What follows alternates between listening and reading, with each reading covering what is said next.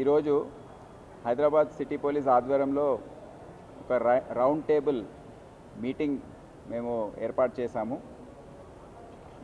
గత వారం రోజులుగా మనం జరుపుకున్న పండుగల సందర్భంగా గణేష్ పండుగ ఒకటి, ఇంకోటి మిలాద్ పండుగ ఒకటి.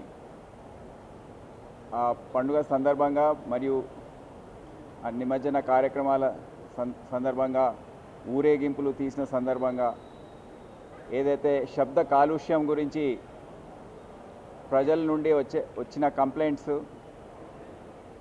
500% పెరిగాయని మేము గమనించాము. ప్రతి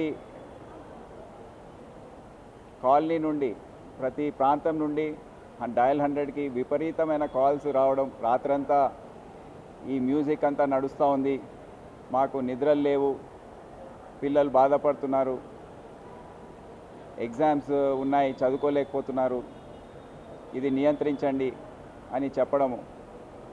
దాని తర్వాత మా పెట్రోల్ కార్స్ వెళ్ళి, ఆఫీసర్స్ వెళ్ళి అక్కడ రిక్వెస్ట్ చేయడము.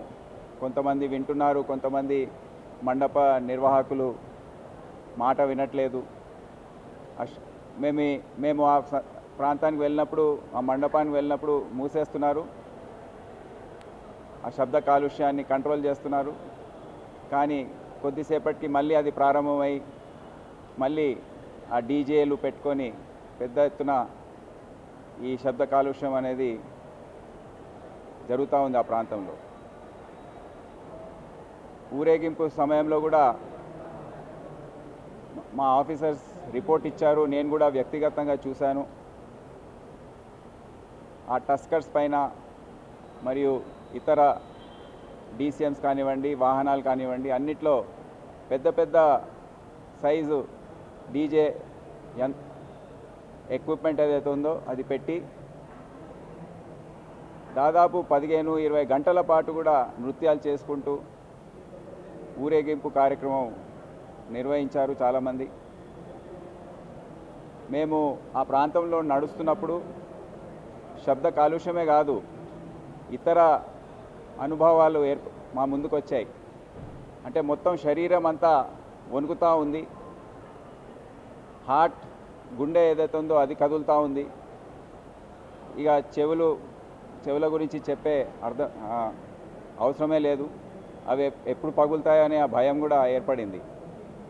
మళ్ళీ ఎందుకు ఈ గత 2 సంవత్సరాలుగా కూడా చూస్తున్నాము, డీజే పెట్టి ఈ శబ్ద కాలుష్యం అనేది చాలా పెద్ద ఎత్తున వైలేషన్స్ జరుగుతున్నాయి.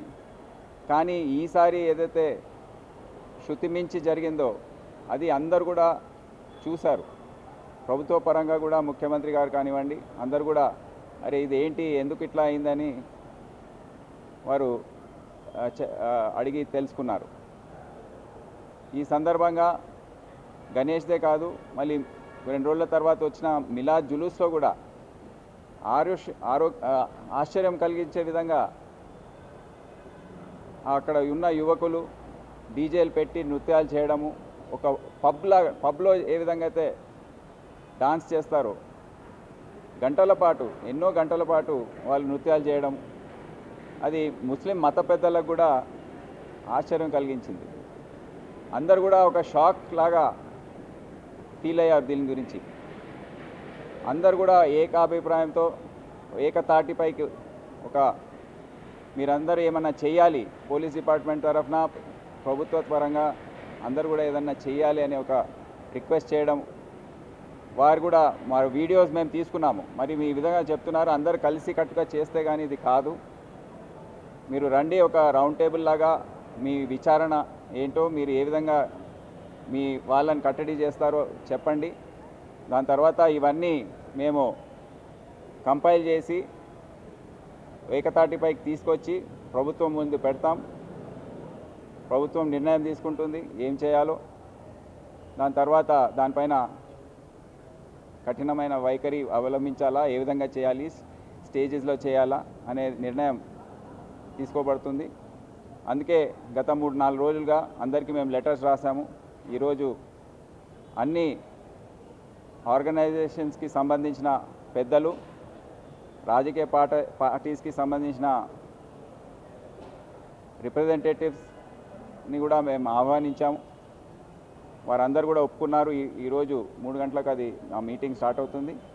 సో ఆ మీటింగ్లో ఏం జరిగిందో అన్నీ కూడా మీకు విశ్లేషించి తర్వాత తెలియజేస్తాం. ఒక రిపోర్ట్ లాగా తయారు చేసి ముఖ్యమంత్రి గారికి ప్రభుత్వానికి సమర్పిస్తాం, డిస్కస్ చేస్తాం. ఎందుకంటే ఇది ఇప్పుడు కంట్రోల్ చేయకపోతే చాలా ప్రమాదంలో మన సెక్యూరిటీయే కాదు, లా అండ్ ఆర్డరే కాదు, మన ఆరోగ్యం కూడా పడే అవకాశం ఉందని అందరూ కూడా ప్రజలు, ప్రజాప్రతినిధులు, నాయకులు అందరూ కూడా గుర్తించడం జరిగింది. అది మంచి పరిణామం. సో దీనికి తగ్గట్టుగా మేము కూడా తక్షణమే స్పందించి ఈ మ్యాటర్ డిస్కషన్లో ఉన్నప్పుడే దీనిపైన ఏదైనా చర్య మనం తీసుకోవాలి అనే ఒక నిర్ణయానికి వచ్చి ఈ మంచి మీటింగ్ ఏదైతే ఉందో మేము ఇప్పుడు ఏర్పాటు చేస్తున్నాం. దాని పరిణామాలు ఏంటో, దాని రిజల్ట్ ఏంటో మీకు తర్వాత తెలియజేస్తాం. Thank you.